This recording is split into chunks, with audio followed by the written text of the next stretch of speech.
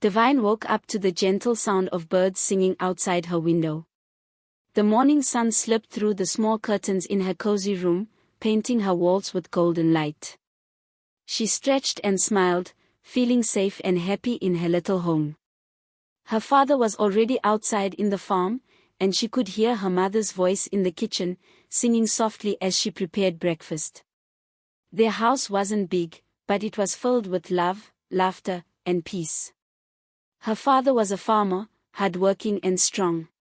Every day he went to the fields with his hoe, planting maize, cassava, and yams. Though he didn't make much money, he always made sure there was food on the table. Her mother sold peppers in the village market, carrying baskets on her head and calling out to customers with her cheerful voice. Together, they made life simple but sweet. Divine was their only child, and they loved her deeply. They called her their little star, the bright light of their home. She was beautiful, with clear brown eyes and a gentle smile that could soften anyone's heart. Her parents gave her all they could, even if it meant going without things themselves. When she wanted to go to school, they worked extra hard to pay her fees, never complaining about the struggles. At the village school, Divine was quiet but brilliant. She loved reading books and learning new things. She would sit under the mango tree after class, practicing her writing and dreaming of a bright future. Her teachers noticed her sharp mind and praised her often, telling her she would go far.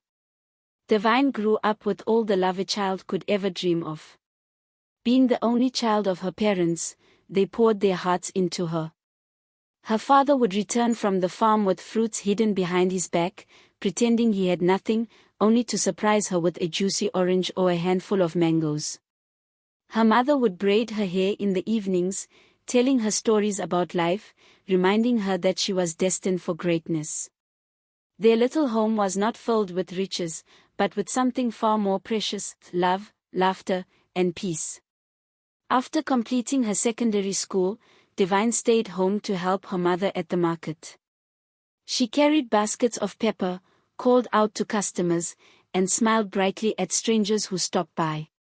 Though it was tiring, she found joy in standing beside her mother, learning strength and patience. But deep inside, she longed for something more. She dreamt of sitting in lecture halls, studying big books, and becoming someone important. Years passed, and finally, her dream became real.